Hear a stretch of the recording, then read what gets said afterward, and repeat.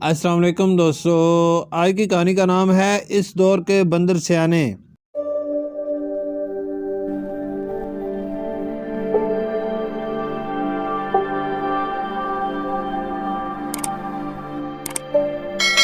پرانے زمانے کا دور تھا۔ ایک شخص ٹوپیاں فروخت کر کے اپنی گزر بسر کیا کرتا تھا۔ لوگ اس وقت ننگے سر پھرنا معیوب سمجھتے تھے، اس لیے اپنے سروں پر ٹوپی یا پگڑی رکھتے تھے۔ ایک دن گرمی کے موسم میں ٹوپیاں بیچنے والا دوپہر کے وقت ایک درخت کے سائے میں آرام کرنے کے لیے لیٹ گیا۔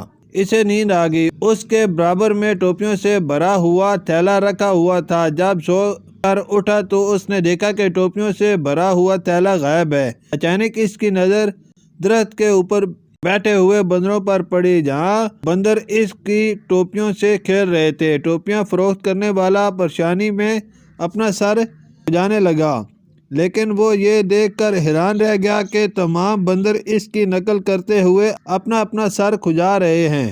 اس نے ایک دو حرکتیں اور کی، بندر اس کی ہر حرکت کی نقل کرتے رہے۔ اچانک اس کے ذہن میں ایک آئیڈیا آیا۔ اس نے اپنے سر پر سے ٹوپی اتار کر زمین پر پھینک دی۔ درخت پر موجود تمام بندروں نے اس کی نقل کرتے ہوئے اپنے اپنے سروں سے ٹوپیاں اتار کر زمین پر پھینک دیں۔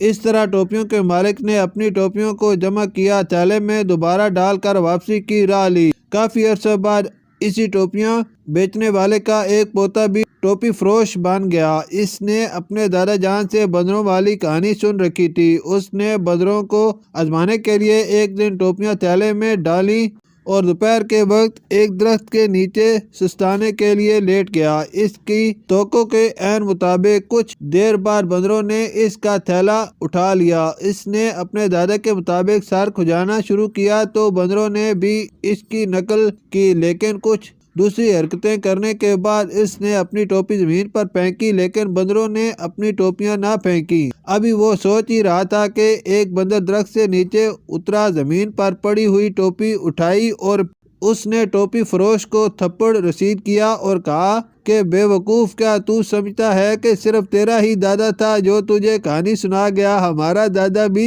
ہمیں بتا گیا کہ آئندہ کسی ٹوپی فروش کے ہاتھوں بے وقوف نہیں بننا، اس لیے ہم بندروں نے تمہاری نقل میں اپنی ٹوپیوں کو اپنے سروں سے اتار کر پھینکنے سے انکار کر دیا تھا۔ پیارے بچوں، اس واقعے کو غور سے پڑھیں اور دیکھیں کہ انسان اور بندروں سے ہوشیار کون رہا۔ ہماری سوسائٹی کے بندر بھی بندروں کی طرح سیانے ہو گئے ہیں۔ آج اگر ہم دیکھیں تو ہماری سوسائٹی میں دوسروں کو بیوقوف بنانے کی وبا عام ہے۔ ہر فرد اپنے مفاد کی خاطر دوسروں کا گلا کاٹنے پر تلا ہوا ہے۔ بے پناہ ہوشیاری کے شہر میں ایک فیکٹری مالک، پھل فروش، دودھ والا مہنگائی کا رونا روتے ہیں، لیکن ہر فرد نے مصنوعی مہنگائی کر رکھی ہے۔ ہر شخص یہ سمجھتا ہے کہ صرف وہی عقل مند ہے اور دوسرے بے وقوف ہیں۔ آج ہر شخص اپنے منافع کو سود کے ساتھ وصول کرنے پر تلا ہوا ہے، جو معاشرے کے لیے ایک المیہ ہے۔ ضرورت اس امر کی ہے کہ